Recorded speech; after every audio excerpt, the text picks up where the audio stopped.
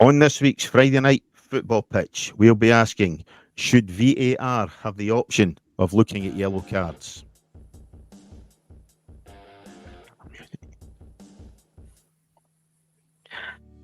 Hi all, I'm Cammy McDonald, and tonight my co-host Dennis Newell will be asking how much of an impact the sending off of Jefte on Tuesday night had on the result for Rangers. We'll be asking, should coaches have the option of a referee challenge like tennis players or American football coaches? We're also joined by Motherwell fan Hugh Toner to look at the aspirations and hopes of the Fir Park club this season. We're taking a look at how the Scottish clubs fared in Europe and looking ahead to the fixtures this weekend. And as always, we'll be answering listeners' questions at the end of the show. Like and subscribe, guys, please, if you want to just catch up with us every single week. Good evening to Shug and good evening to Dennis Newell, first of all. Dennis, how are we? Good evening, Cammy. I'm fine, thanks. Yourself? Not bad at all, mate. Not the worst of weeks. Weather-wise, it's been a bit all over the place. But no, good to be back. We've managed episode 2. Yeah, well, we're still here. But then people have a hard job turning us off. We decide what we're doing. Indeed we do, indeed. We're also joined tonight by, as I say, Motherwell supporter extraordinaire, Hugh Toner. Shog, how are we? How you doing, Cammy? All right? Good evening, Dennis. Hi, Hugh. Good to see you, Shog. Like yeah, really good to see you. I've seen you don't know how long. Aye, 7 weeks and counting, mate, unfortunately, but as it is what it is just now, unfortunately. You heard the phone call the other day as to what the issues are that I'm having just now, but as I say, Yes, that's nobody's interested in listening to that just now. As I say, I think tonight we'll be looking at how Scottish clubs have fared in Europe, and it's always good to start with a positive, Dennis. Kilmarnock last night, probably not favoured to get through, but an excellent result, a 1-0 away win. Without a doubt, absolutely brilliant result. Kilmarnock has been a bit of a difficult start to them, I would say. They've not been free-flowing. But I'll tell you what, it's all about getting over the finishing line, and they've certainly done that. And what a cracking tie they've got. Copenhagen, I think it is, in the next round.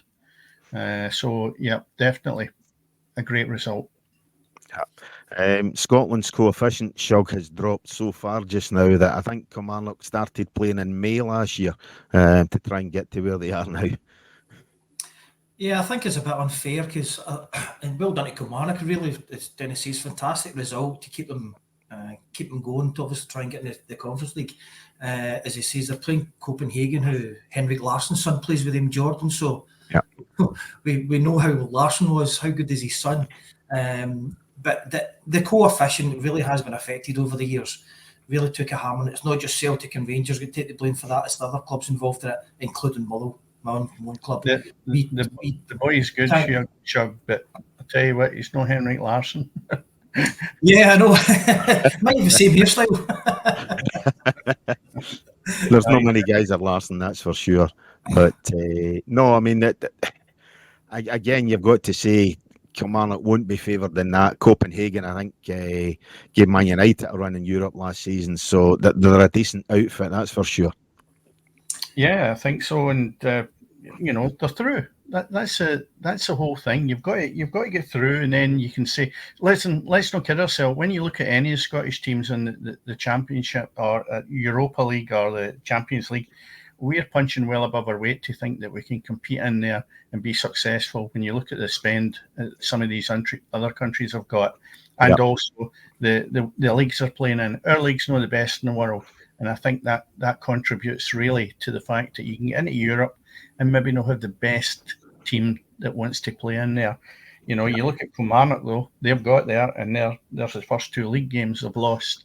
So, they've got to be applauded for that. I just hope that they actually don't find themselves in a position where they manage to do well in that cup and they lose sight of what's happening around about them in the league.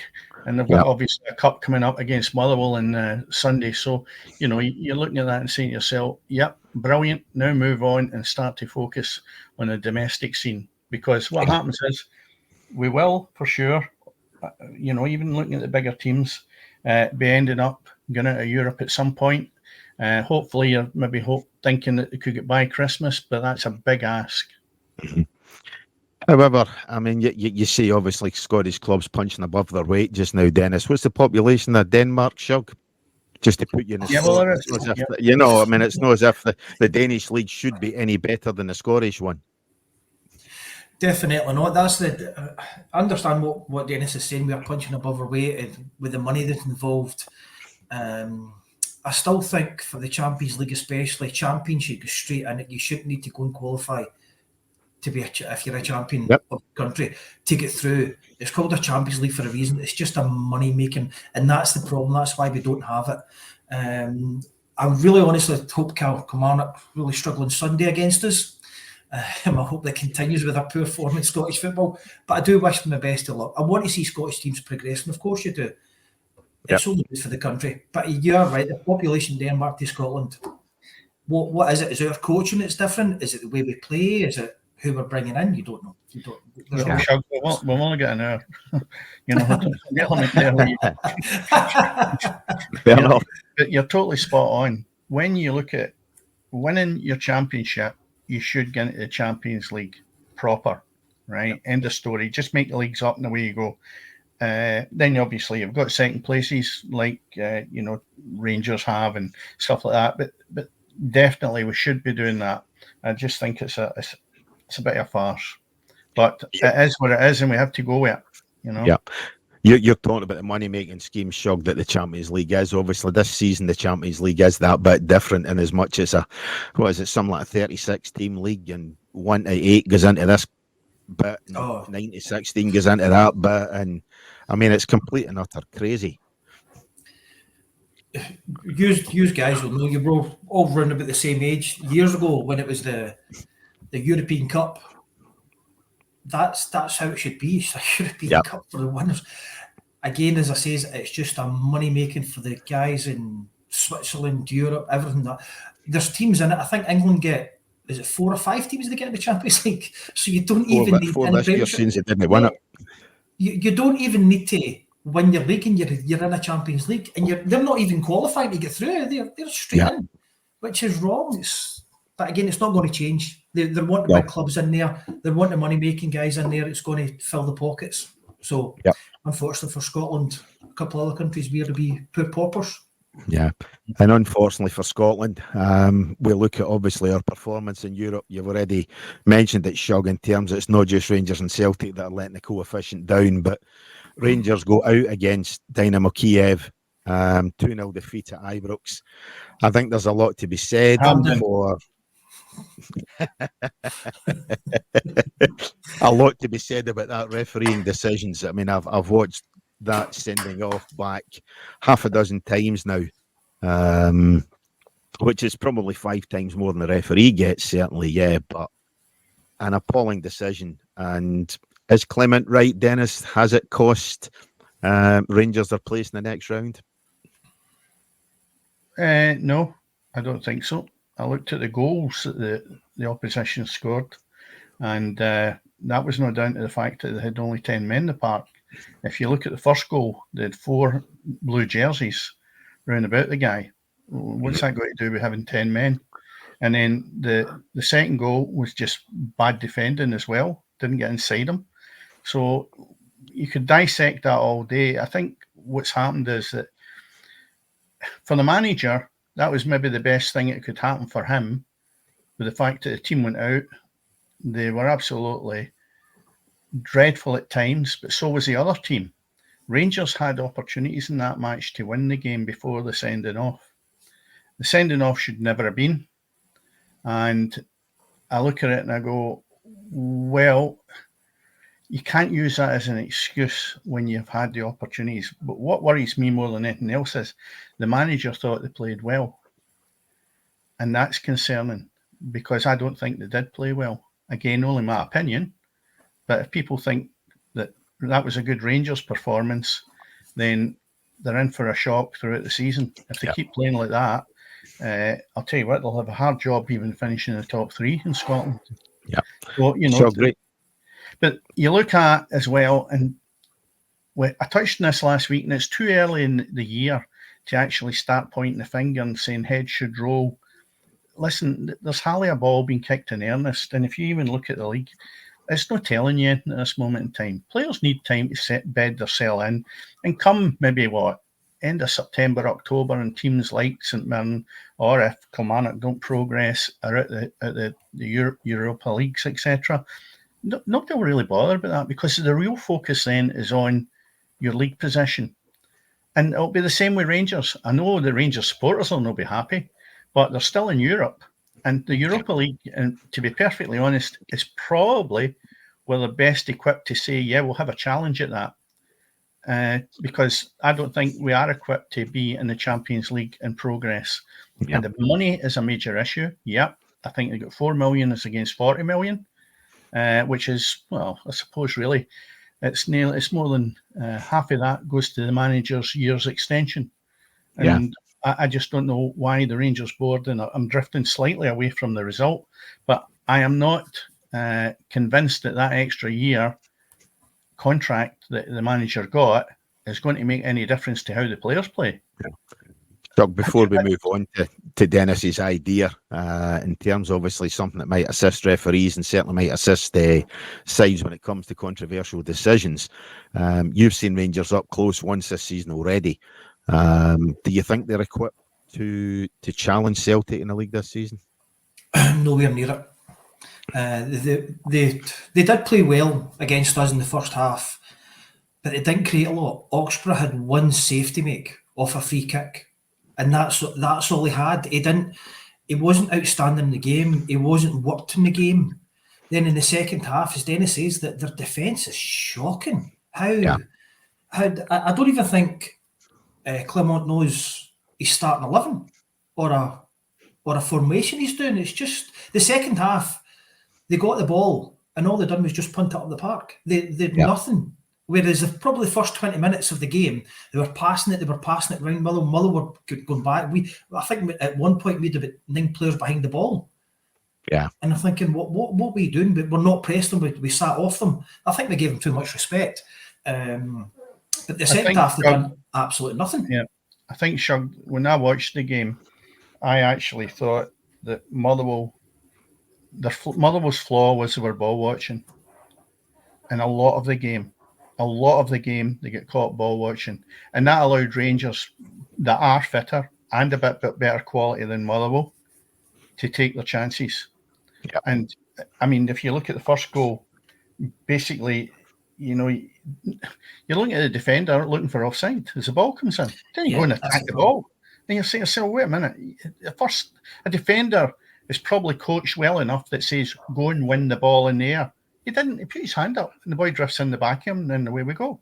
So, you know, there's an element there where basic mistakes, Rangers will cash in it, or the Old Firm will cash in it. And that's where Motherwell will need to be a bit smarter and a bit more, what would you say, tuned in that the concentration goes for your 90 minutes. I'm not saying that Motherwell were bad, but they made it easy for Rangers in that game. Well, the second goal was worse, Dennis. If you look at the second goal, Casey gets dragged out. Casey gets dragged out of position. Seddon gets dragged in where the ball is. Halliday's there as well, and so is Wilson. Then Chesney just walks off, and Tavernier passes it through 3 players, and you thought, how can you pass it through? And there's just caught ball watching. That's the problem. Now, in regards to Muller's formation, we're playing Lennon Miller out of position, who's probably the best young footballer I've seen in a long, long time, apart from David Turnbull at Fir Park. And he's getting asked to play off a striker where he doesn't play that role. So, yes, we were ball watching, but I blame the manager for that, for his tactics. Right. Yeah. Well, you know, there's always a blame somewhere in football. Nobody ever says, it's my fault, you know. And I'm even going back to the Rangers game. And just going back to the point you're going to make, Cammy, and that was we're debating whether the penalty was a contributing factor to Rangers going out of that particular cup. Sending off, Dennis. Yeah, the sending off. Not a penalty, the sending off, yeah. Sorry. So what I'm saying is it could easily be avoided. I watched the Olympics and it was Taekwondo and they had a coach. When obviously somebody's addressing them and kicking high, you can't really see if it made contact. So what they've got is a similar VAR. They have a coach who stands in the sideline and he has been given a card. And in this instance, well, just coincidence, the card that was raised was a blue card, right? And that meant he was challenging for the referee to be looking at it, and one of the referees in the similar scenario is VAR, and he would then decide whether there was 3 points given for a kick to the head or wherever it may be. And if the coach or manager was wrong, then they take the card off them. If not, the 3 points are awarded and you keep the card. And you're allowed, as I would suggest in football, 2 cards. So if you're that strong about it, that would have settled the whole argument, where if the manager had put up the card, it would have been reviewed by VAR, and VAR, 99% sure they wouldn't have taken that yellow card for him to be sent off, and that action wouldn't have happened. And it's a gamble because you've got 2 cards. You're not going to be penalised. You're only getting 2 shouts. But I'll tell you what it does. It gives the sideline a bit more of a fair approach to the game. And also, you've not got supporters going absolutely mental with a bad decision from a referee who, over the night, I thought was shocking. Early on in the game, there was one of the Dynamo guys went down in the box with a head knock, and he just played on. I thought it was shocking. So there was other instances where the referee was really bad. And I really think as well, referees should be penalised for that. He shouldn't be refereeing in another cup tie of that standard this season. And I'm as strong as that, because that could have cost the Rangers £40 million. I don't think it did, but it contributes to it.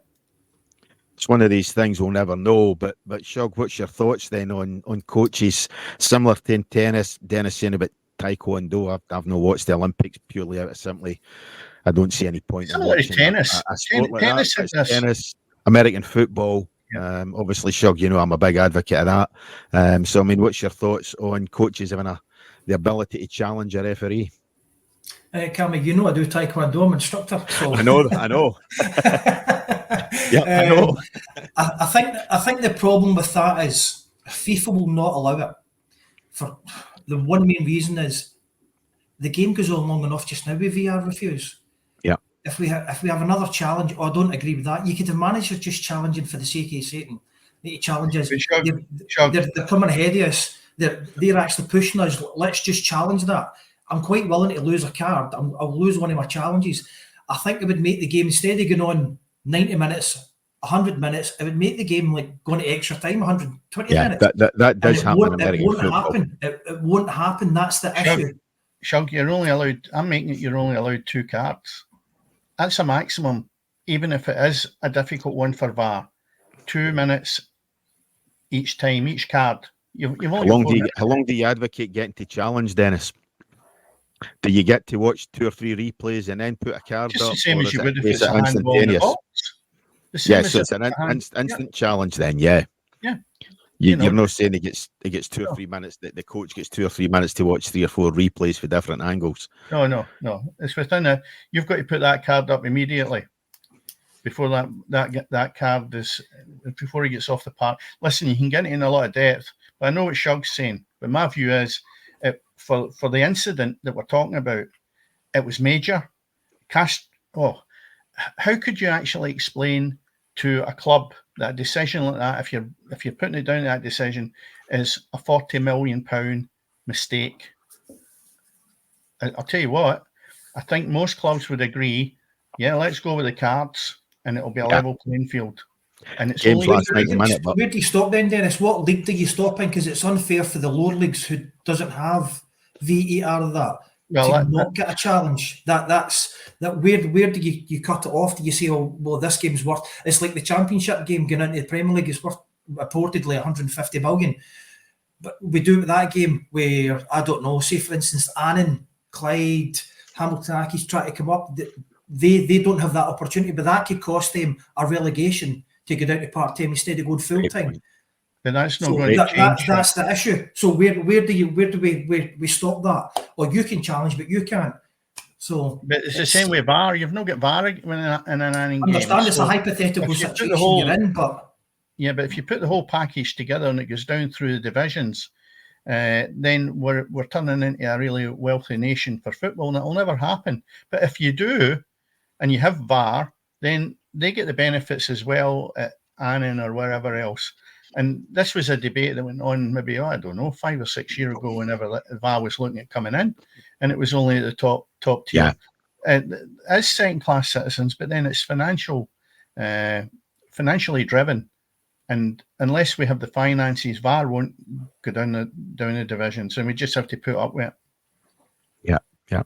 It's an idea worth debating, but I think, as Shug says, it's something that's going to be very difficult to police, and I don't think that the powers that be, whether it's FIFA, UEFA, or whoever, is that something they would consider. That VAR's another debate, but I certainly don't think it's something they would consider anyway. But moving away from the controversy of the referees, unfortunately, again, talking about the negatives, we need to mention Barry Young did say last week the St Mirren side were up against it come the second leg, and so it proved to be, obviously losing 3-1 last night to see them exit. I think it's 4-2 on aggregate. It was always going to be tough for them, Shug. It's certainly what I actually like. Obviously, Robinson being ex-Motherwell manager, spoke to him quite a few times here, done a bit for the match programme for him. Really, really nice guy, got a lot of time for him. I didn't want him to leave Fir Park. I think the team didn't help him. I think he took the team as far as he could basically take the team, and he had to get out for his own sanity. I felt sorry for him going out, actually. I think they're going to be good this year, going to be a good team. They're very quick up front, which you can see it with Osanya. He's rapid. So I'm going to watch them. I've spoken to Barry quite a few times about it. I'm going to watch them with interest this year. I think they might be a good surprise package to hit the 4th spot this year if they keep progressing the way they're going. I think obviously Barry was quite optimistic in the fact that they're definitely going to finish top 6 again. And again, I think a lot of that is down to do with the manager. Several St Mirren managers have sort of flirted with that top 6 but failed. But I think what Stephen Robinson did last season and getting St Mirren pretty much top 6 all the way along, there was never any doubt at all, Shug, that they were going to finish within that top 6 position. Oh, definitely. Well, it took more like 2 cup finals as well. If it wasn't for Celtic, if it's not for Celtic, we're winning a cup. Yeah. So it was great for us. Great manager. And I think he'll do well at St Mirren. He's another top 6 finish coming anyway. Yeah. As we mentioned last week, Dennis, it was always going to be difficult for St Mirren getting through, but as you says earlier on, it gives them a chance now to concentrate on the bread and butter of the league, and who's to know whether St Mirren would be a shout for a cup. And they've got a massive tie. When you talk about a cup, they're up against Dundee United, and after the backlash of the cup tie, they are really up against it. Obviously, the defeat they had on Saturday, or was it Sunday, whatever it was, at the weekend. They went from being up there, really punching above their weight, looking good in Europe. I would have thought they would have got through maybe more than they did Kilmarnock, to be perfectly honest, having watched their first games. But having said that, defeat at the weekend and going out on the result against, the Norwegian team on a really wet, dreich night. It really was. It was horrible. And I'm just hoping they can bounce back. And the test will really be to see what they've got against Dundee United. A real test for them on Sunday in that League Cup section. Because I'll tell you what, I think Stephen Robinson, and Sugar said, is excellent. Really, really good. He's done brilliant at both Motherwell and St Mirren. And I would like to see him going further on and maybe getting a bigger job. If it's not even in Scotland, somewhere else, because I think he deserves it. Yeah. But you need to get by Sunday's game before we start looking at saying, how well has he done? Let's see what he's made of. Well, before we look ahead to Motherwell's season with Shug, obviously, Dennis, you've mentioned you've got the fixtures there. So let's take a look. What are the fixtures over the weekend then, starting with the League Cup? Well, the League Cup we've got on Saturday is Aberdeen are playing Queen's Park. Dundee have got Airdrie. Falkirk are playing Hearts. Spartans against Ross County. and Rangers are playing St Johnstone. That is a 5:45 kick-off, with the rest being at 3 o'clock. Yep. And Sunday, we have Dundee United against St Mirren, Motherwell against Kilmarnock, and Celtic against Hibernian. The first two games are at 2 o'clock kick-off, and Celtic against Hibernian is at 3 o'clock. So you get Celtic and Rangers on the telly this weekend, then again, by the looks of things. Ties of the round there, Shug. Obviously, Motherwell did well getting through the League Cup sections in a group that obviously included Clyde. I was quite impressed with what I saw when they were at Hamilton, obviously watching the live stream. Stephen O'Donnell particularly impressed me. But you've got a tie against another Premier League side, and we touched on it earlier on against Kilmarnock. I think that'll be a tougher game than what the Clyde win will. Oh, definitely will be, with a little bit of respect, Cammy. Clyde gives you a game. I mean, I will be fair. You know, they certainly probably were played above themselves certainly that day. But yeah, Motherwell always value for the win. You go and play a Premiership team, you need to step up. It's like it's the Premiership teams. They're on eggshells. Yep. If they're the ones, that's a slippery egg for them. They could go. It'll be. I think it'll actually be a decent game, depending on what Kilmarnock team show up. I've seen Kilmarnock twice at Fir Park last year, and they're absolutely shocking. Yeah. Then for 20 minutes they showed up. You go, all right, and that was it. That's all they done. 10 minutes first half, and the second half. Then the first game they were absolutely dreadful. Not as bad as Motherwell, but they were dreadful. So that's probably a decent game.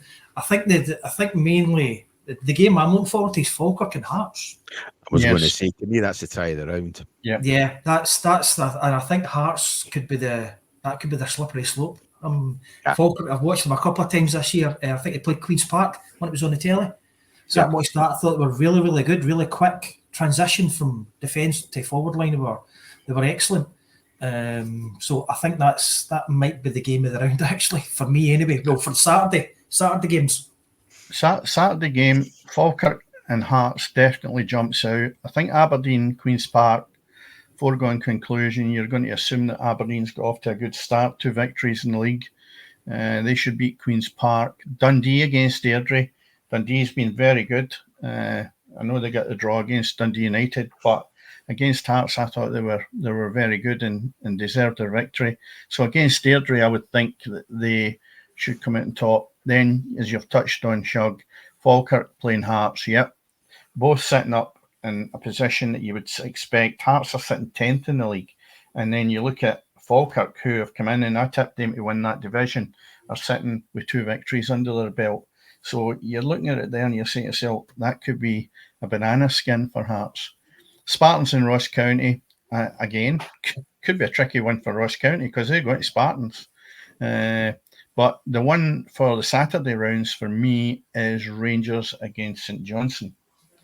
I thought St Johnstone were going to be in a slippy slope when you look at how they started. But having said that, it was a good result last week. And I think Rangers, maybe wounded from that result during the week, have really got to bounce back. And that one could be a fear factor. Most people will say you're off your head. St Johnstone's not going to get anything against Rangers. But think about it, it's a cup tie. St Johnstone don't need to pack the defence. They can go and sit and look at it and go, we're not going to win the League Cup. Or if we are, we need to go and win a game like this. So why don't we just roll our sleeves up and have a go at them? They're struggling a little bit just now, Rangers. So let's go and do something to them. So that tie for me, 5:45 kick-off on Saturday, is certainly one that's worth watching. You're only saying that because it gives you a chance to watch it on the telly. That's it. You know what I mean? Let's be honest. No, I'll be driving at that time. I mean, the League Cup now, this is where it becomes a competition. The league stages early on really are a kind of unknown entity, you know, as Shug says, it's a slippy slope for the Premier League sides, and the lower league sides are just hoping they can get something from it, you know. So now it really starts in earnest, I think.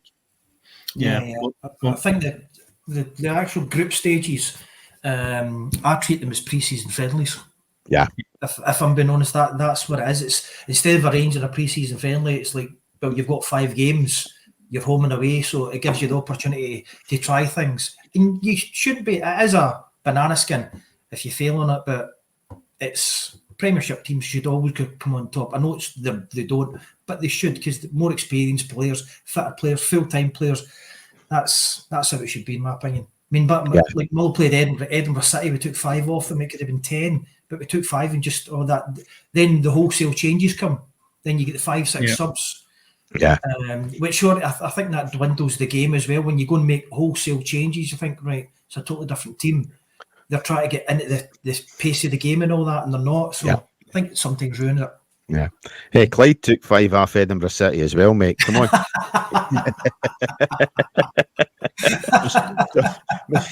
Moving away from the League Cup. Yeah, leave it Sunday as well, Cammy, because you've still got important ties there. Sorry. Dundee United against St Mirren. That'll be a good tie to see what St Mirren can do and bounce back. Yeah. Dundee United, well, they're looking a couple of draws to start with, but they'll be looking to make sure they can progress.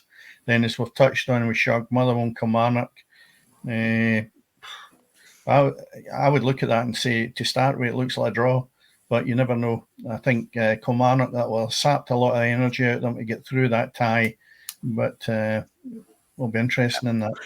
And then it will Celtic be played to finish, but sorry? It'll be played to finish.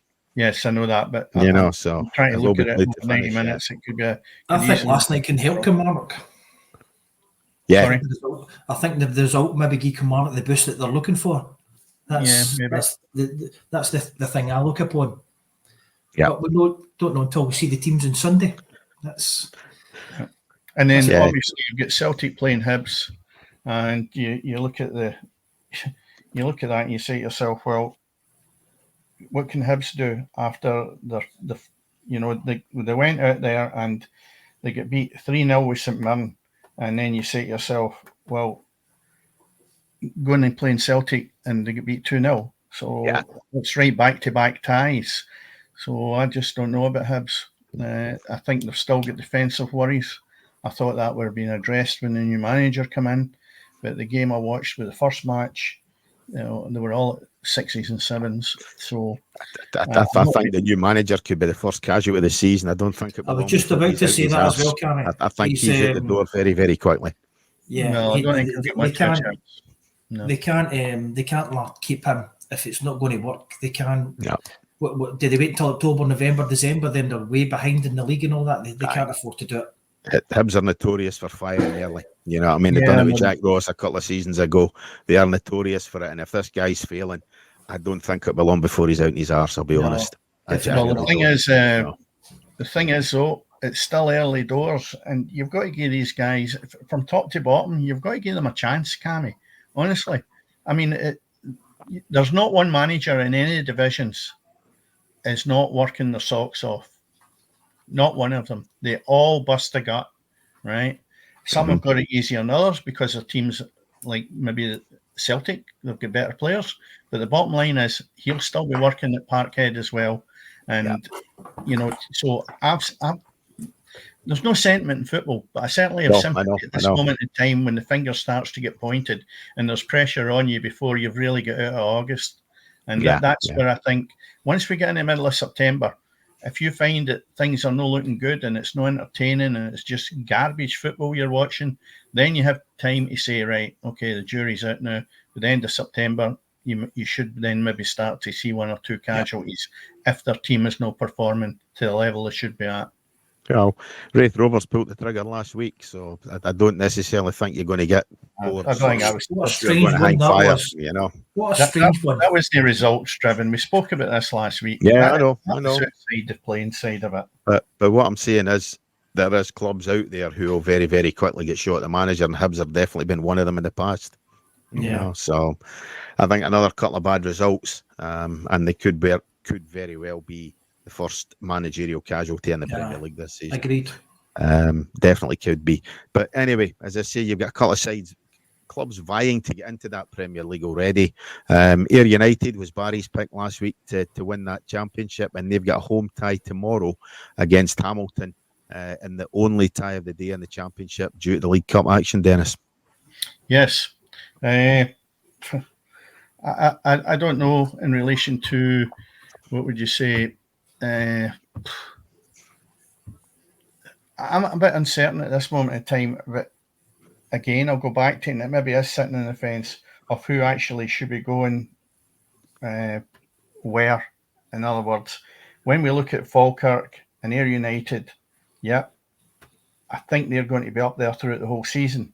But to pick a winner of the games, I can't do that, Cammy. I just think it's too difficult at this moment in time. Yeah. Shug, obviously, as a Motherwell supporter, Hamilton, just along the road from you, they're looking at to be as almost in financial difficulty, I believe, and that's a surprise for a side who just came up into the Championship. I think it's the structure within the club. I mean, that's what I played for as a 16-year-old. So I was there for 3 years. So I know the club itself. Well, I did know the club until Sainsbury's took the ground over. They've got, I believe they've got a young team as well, which a lot of young guys, inexperienced, try to make their way in football. You don't know. They could be hungry. They could get up there, but it's how the club is getting run. That's the issue. Yeah. It's not down to the players itself. It's down to how the club's getting run. It's sad to see. I know I'm a Monroe fan. You don't obviously like your rivals, but you don't want to see clubs going out of business and all that. No, definitely not. Definitely not. You're trying to make the game a lot better. You don't want to see people going out of business. So, no. Yeah, it's a shame. That's the thing. Definitely is. And Dennis, looking at League One, we'll rattle through these fixtures. I say time's getting on from us. Tomorrow we've got Alloa at home against Dennismuir. Both playing Kelty Hearts. Cove Rangers at home to Dumbarton. Cali Thistle, my tip for winning that. I couldn't pick a winner if I tried. They're at home to Montrose. And Queen of the South at home to Annan Athletic. And coincidentally, one of the listeners' questions we've been sent is actually how Queen of the South will fare this season under new manager Peter Murphy, who has spent the last 7 years at Annan. Queen of the South, always a side. Palmerston's always a ground I loved going to. But they've been in the doldrums in recent years. Do you think the managerial change is something that could see a change in fortunes? Well, it's got to affect him in some way. If you're going to get a manager like coming from Annan with the results he put in to go over there, he must be doing something right. Now, is it the way his style? Is it a managerial style he's got, a playing style? Has he got the players there that he believes in that can develop into that style? Only time will tell, but it can only be positive. You can only look on the positive side for them, where you must say, well, he's done something right to get moved on. If you're just bang average, you're just doing plodding each day, you'll stay where you are. You won't progress. So he must be doing something right if he's getting moved on. If it's him himself, I think he'll succeed. Definitely succeed. Because he doesn't have a players there. He'll bring players in and move players out to get playing his style, to believe in him. I think he'll be a success there. Yeah. Dennis, Queen of the South has always been one of the clubs. As I say, I think they've kind of flirted between the Championship and League One over the last number of seasons. But Peter Murphy, you've always been critical of Annan not achieving more in the past. I think Peter Murphy took over from Harry Kearney a number of years ago. It's took him a wee while to get things sorted down there. Obviously got the side promoted 2 seasons ago with a victory over Clyde in the playoffs. He's got his just rewards for a move on to a bigger club. So, as Shug says, Queen of the South could indeed be one of the clubs this season who does well in that league. Maybe, yeah. But, I look at Annan, 2 games, 2 victories, sitting at the top of the league. 2 points clearer than Kelty Hearts. And then you ask a question, Queen of the South, they drew their first game and win the last game. So I think that's a great tie to gauge how Annan are going to go, and also to see what's going to happen with Queen of the South, the point you've just raised. So, first versus third, early doors, as we know. But, if you look at the fixtures from the week before, you look at it and you say to yourself, well, Annan beat Inverness Cali 1-0, who are sitting at the bottom. And you've got Queen of the South beat Cove Rangers, who are struggling at the bottom as well. So I think to the fact that they 2 teams are matching against each other is really a game to watch in that division. 2 games in the south of Scotland sides are doing better there in the north anyway. Dennis, League 2, do you want to run through the fixtures tomorrow? Yeah, just we have Clyde. I've got Stranraer. Sorry, Still that was in last Albion. week. No.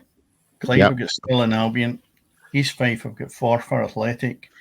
Edinburgh City have got Bonnyrigg Rose, and Peterhead have got Stranraer.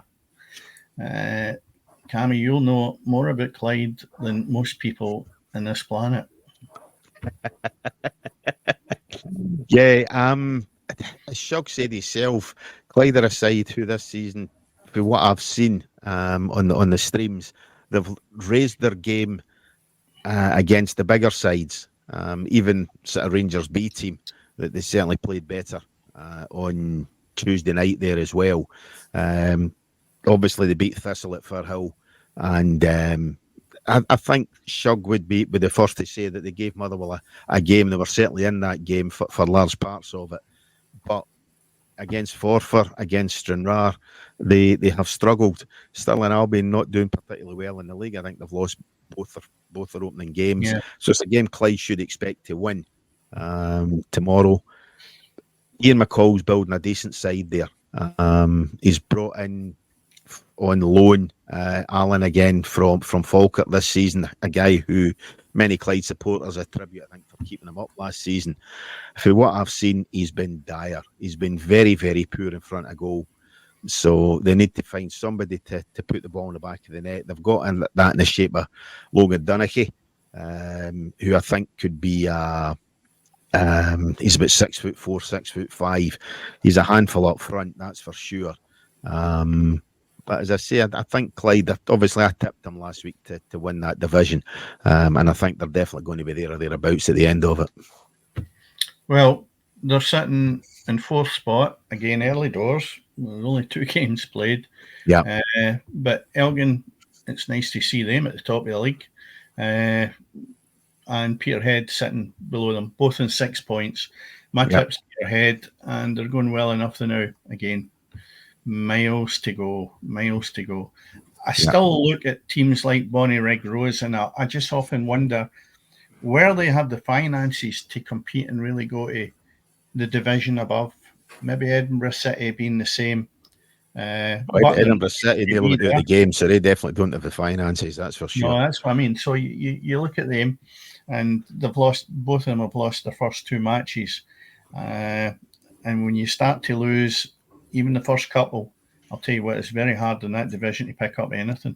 So it'll be worthwhile keeping our eye on how they 2 teams at the bottom of the division, whether they can play catch up or not, will be interesting to see. I'm just looking to see who they've actually got. Well, they've got each other, haven't they? So something's got to give tomorrow. Both teams can't lose that one. Although it's Scotland, anything can happen. So before we come on to you, obviously, and get your thoughts for how your season's going to go, we're coming up on the 3/4 of an hour gone, Dennis. So just looking ahead, some of the important games that the English Premier League starts this weekend. So you're really going to be struggling for what to watch in the telly this weekend in terms of obviously English football or Scottish football. But just looking ahead to some of the important games, I think Manchester United kick it off tonight. Yeah, that should be a good game. You're talking about the Manchester United managers actually thinking that they will win the league. I don't know about that one. I don't know. What's Manchester United bringing to the party that actually says there is a massive difference from last year, and it needs to be a massive difference. If you get with 1 or 2 additions, it's not going to be enough. No. And he's made a few additions, don't get me wrong. And some of the young players that are coming through are good. I just don't think it's their time yet. So I don't honestly believe at this moment in time Man United are going to win the Premiership. I might be wrong. Time will tell. I think the gap showed between Manchester United and likes of Man City, Liverpool obviously under new management, but even likes of Arsenal, I think throw in Newcastle because their season was blighted very much by injury last season. But I think the gap between Manchester United and maybe another number of clubs in that league, it'd take a miracle for them to win the league this season. Yeah, I don't think they'll be anywhere near the top. I'd imagine they'll be in the top 6. Yeah. But I can't see them being anywhere near the top 2. They won't. If anything, myself being an Arsenal supporter, I would like to see Arsenal doing it and getting a bit closer to Man City. But Man City just blow teams out the water. You see it sometimes when you think they're struggling, and then they just go and play this style of football, and you think, where did that come from again? I think they just step it up another level. And as Dennis says, Manchester United are way off that level at the moment in time. You see Newcastle's there as well. Even when you go look down the leagues a little bit, when they go and play like Brighton and Brentford, these teams aren't bad. They're not going to do anything major, but they aren't bad, and they can be above them as well. Crystal Palace has made a few signings as well. I don't know if they might be a wee dark horse this year, Palace, because they came on to a game last year at the end of it. Aston Villa, I like their style of football as well. So it's Man United will struggle this year to get anything out the league. They won't be. I say top 6. I think if they want to go for top 6, that should be their target. Anything above that's a bonus. They won't be involved in top 2 anyway. Yeah, and other games tomorrow, Dennis, in the Premiership. Ipswich, I've got Liverpool. Interesting. I think, without seeing anything of them this year because I've no kicked a ball in earnest, but looking at them last year, I liked Ipswich, and I'm going to say that now, I don't think they'll get relegated. So that's 2 other teams or 3 teams that are going to be looking over their shoulder at them somewhere along the line. I think they might. I don't think they'll get anything against Liverpool tomorrow, but I would certainly, I'll keep my eye on them how it goes. Good young manager. Kieran McKenna's a good manager, that's for sure, down at Portman Road. Arsenal have got Wolves. I think Arsenal will probably take that one. And there's an interesting one to see what's going to happen this year with them. Everton have got Brighton. And, Everton, I don't know what's going wrong with that club. I mean, I don't know where their new stadium is, at what stage it's at, but the last time I had a look at it, I thought it was near for completion for this season, but I might be a mile out with that. No, 2025 they're saying. 25, right. The next season, another season. Newcastle are playing Southampton. Notts Forest have got Bournemouth, and West Ham have got Aston Villa. And then you've got fixtures on the Sunday, which is Brentford and Crystal Palace and Chelsea against Man City. So that's a toughie for Man City to open up with. But there's the fixture of the week. That's Chelsea, Man City. There's nothing else really in that Premier League that inspires you. There's still a lot of dead rubbers in that games. You're still getting the Brightons against non-entities. It's a great league, but it's a great league at the top. Let's be honest about the Premiership. There's still a lot of sides in there where you'd say not Forest and Bournemouth. Forest obviously got a great history, but I mean it was 40 years ago. You were still playing at Hamilton. It's not a Brian Clough team, is it?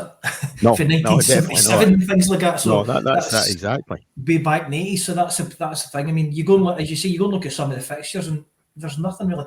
As Dennis says, I even look at Everton, and I don't find them entertaining anymore.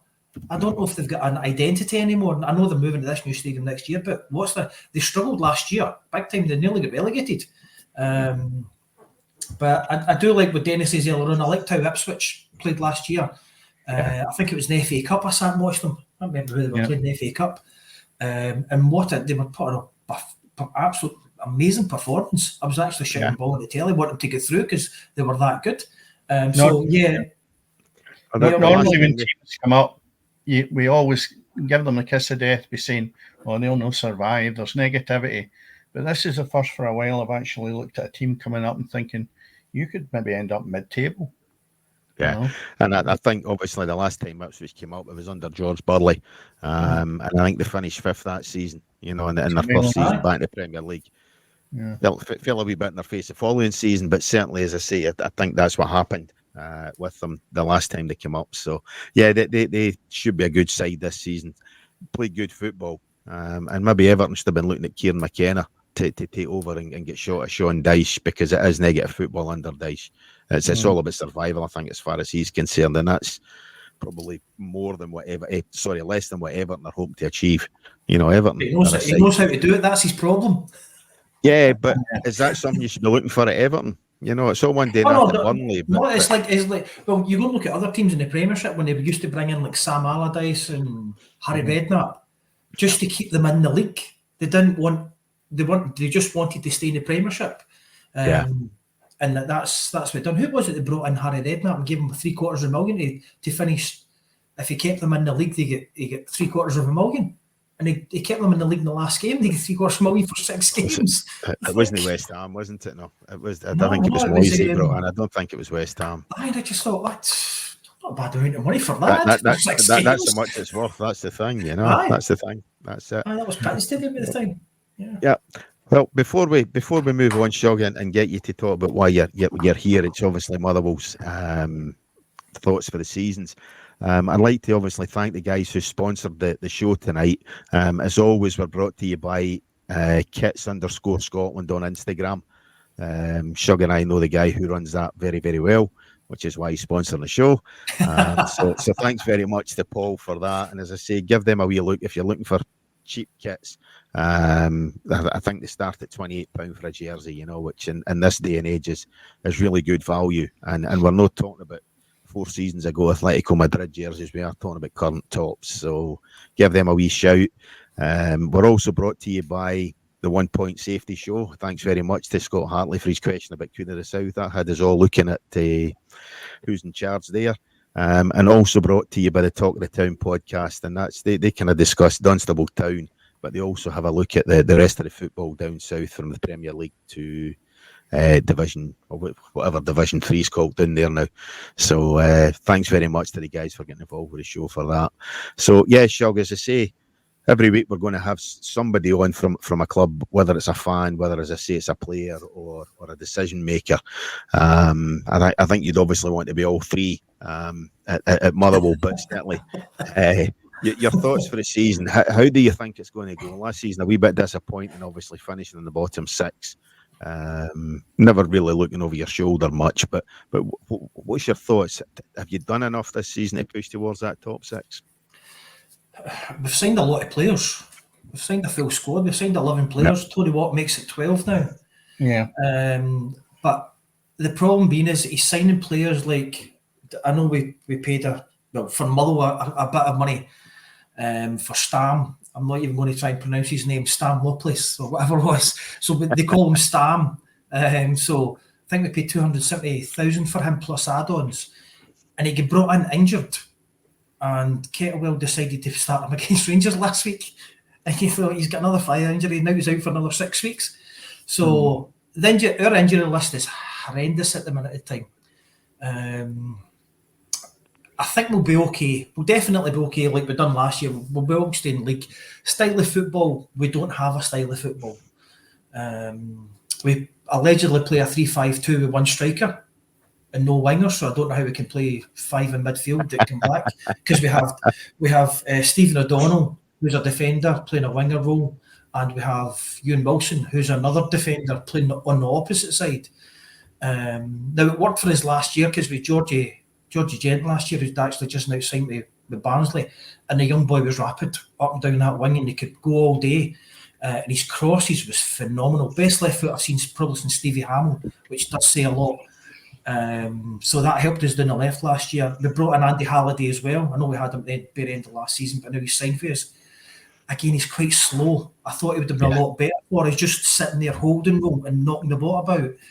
But he's just too slow. When he reads the game and you think, I'm 2 steps ahead of you here, Andy. We need to gel, that's the problem. We brought in a lot of players. We've got 9 out injured now. So we brought in 11, 12 and 9 are out injured, which doesn't help us. Sam Nicholson is one that I thought would have done a lot for us this year, but he's out injured as well. So I thought I was actually quite pleased when he signed on again, because I thought he showed what he could do if he became fit last year, at the end of last season. With the strike he put was phenomenal against Kelly. So I'm how can you say, I'm hopeful. I just want us to get an identity as a football team and start playing with freedom. We don't play with freedom as we done with Rangers last week. We sat back, Dennis said it earlier on, it's like we were like a rabbit in the headlights sometimes. Oh, there's a ball, I'll look for the ball. And just give Lennon Miller his freedom to go and play. The guy is a £4 million plus player without a shadow of doubt. future. I would honestly say this: future Scotland captain, because he'll move on to bigger and better things, bigger clubs. I seen him playing. He was a 15-year-old playing with Scotland under 18s against England. Scotland won 5-0, and he scored all 5 goals. And I was standing with his dad that day watching it, and I thought, how come you couldn't score like that when you played? His old man was a player in his day. That's his old man was a crack player. Certainly not going to score 5, but his old man was a player. But I've got high hopes for Lennon Miller, and I really, really just wish him boy best. He won't be with us next year. He's gone. I was going to say, look, there's something I was going to ask you is how long can you hold on to him for? He'll probably go in January again. Speaking to his dad last season, I was doing a bit for the match programme, and I was speaking to his dad, and I just asked him. He says, "Well, Lennon wants to stay for at least another 6 months up until January, then see what options he's got. But he doesn't want to do what Jake Hasty and David Turnbull done and just move and sit on a bench." Yeah. Then, I mean, Jake Hasty, I think he was back at Hamilton again. I think then he gets signed with Linfield. I don't even know where he's went to now. And Turnbull knows down at Cardiff, which is a shame because he's a good young boy as well. Talent just wasted. But I think we'll lose him in January. We'll lose him in January. And I would imagine 4.5 million will be a club record for us, definitely. Yeah. And do you think he'll stay in Scotland or move to one of the clubs down south? I was speaking today to a Hearts fan who thinks that Shankland will be moving down south and won't be staying up here, despite obviously rumours. So what do you think? I think for him it'd be better he goes south. Oh, 100%. Get some away, because who's going to go up to here? Yeah, Hearts, well, he's only got a choice of 2. Aye, Hearts and Aberdeen won't. It's only be Celtic and Rangers will go and pay the 4.5 million for him, because Hearts and Aberdeen won't. Down south, the 4.5 million is pittance for them. That's somebody dropped the wallet, basically. And we can all say that. You go look at the wages. It was Adam Rooney went to Salford and he get paid 15 grand a week at Salford. You're like, Salford City. That's crazy, isn't it? It's just to show money. That the money down there, you can't compete with the levels. I think level tier 9 down there, I think they pay like £600 a week part time just for their expenses, like £600 a week. That's what the young boys get up here full time. So that's what you've been up against. We spoke about it earlier on, beginning of the show, just about the money round about Europe and Scottish football isn't there, and that's the be all and end all. But he will go down south for a lot of money, and good luck to him.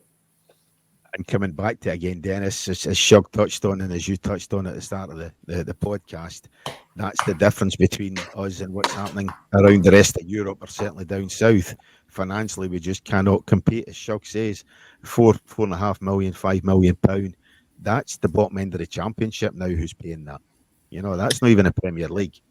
Well, the golf is massive, and I watched the game during the week, and I thought, wow, that's real football. Yep. Real Madrid versus Atlanta. And it was actually a treat, because watching the Rangers St Mirren matches in Europe, I was really disappointed. I thought the standard was poor. I thought their opposition was poor as well. And I thought, is this what I'm going to be served up for the whole season?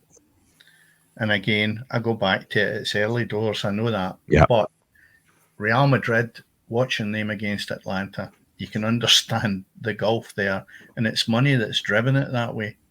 You know, there's nothing else you can do with it. Scotland is not in the map when it comes now to being a top nation in Europe regarding football. We were once, but we're not now. And I can't see, especially when Shug was saying earlier on, your team at the top of the league that wins the league goes straight into the Champions League. We're not even getting that. And it's a mountain to climb before we've even kicked a ball. So the financial crisis, if you want to call it that we live in with Scotland is a long way away from changing. But it filters right down through the game, Cammy. I read a report on a junior game, and it was just a snippet I read, and I didn't get into massive detail, but it was enough for me to understand where we are. It was a junior manager. I'll not say what team it was. It was in Fife. And well, a lot of junior teams shugging Fife. Come on. I know. I won't say the team was, but they're in Fife. I know. But anyway, he actually he packed it in because of the demands for money from the players. Yeah. With them moaning about their salaries, if you want to call it a salary, or what money they were getting. And I thought, well, we're reduced now to the point in junior football that a manager chucks it because he's got players on his case looking for more money. And I For thought, more money. Yeah. poor. Well, as I've said to you, Dennis, a couple of weeks ago, and I think I says to you, Shug, at the time, in April, I went to watch a Portuguese game. I was obviously on holiday. I didn't just make the trip to Portugal to take in a game, trust me. But it was a Portimonense against somebody else. But I mean, it was top flight in the Portuguese league, and I paid something like 13 quid for the top flight in the Portuguese league. The day before, my lads had been to watch Clyde on the Saturday. At obviously at Hamilton, and I think they played upwards of 18 quid for a Scottish League 2 game. And there's the difference. I can top that, Cammy. We were in Madrid a few years ago, and we went. I thought I would go to Madrid's playing. Yeah. And it wasn't a top flight. We weren't playing Barcelona or Atletico or something like that. He says, we'll go there. It was €6 to get into the game. Aye, it's crazy. Yeah, it's mental. €6? Yeah. That's absolutely no money whatsoever. No. I think we've all done that, you know. I mean, I've done it in Mainz, I've done it in Barcelona. You know, we've all done that when we've been overseas, you know, and you get the opportunity to take in a game. And as you say, you're not paying a lot of money to watch a top flight game, and we're trying over here to screw fans out of their hard-earned money to watch not a great product on the pitch. I'll be polite about that, but you know, so. Yeah, it is what it is, unfortunately. And as I said, I don't think we're going to see any change in the financial plight within the game within the near future at all. But anyway, don't want to do Cammy, it. But before you finish, ticket for the Motherwell game against Rangers last Saturday, £34. That's just freaking crazy. That is absolute mental. That's absolute mad. Well, guys, thank you very much as always. My thanks to our guest tonight, Hugh Toner, Motherwell fan extraordinaire. That's the only time Shug will ever call me extraordinary. Twice in one night. And enjoy it, mate. It'll never happen again, trust me. And Dennis, thanks as always for being the co-host. Yep. What I will ask is anybody who's listening tonight, go ahead, listen on any podcast app you want, like and subscribe, tell your pals. Because otherwise it's a lonely experience for the three of us sat here talking to ourselves. Guys, thanks very much, and we shall catch you next week. Nice to speak to you, Dennis. Catch you later.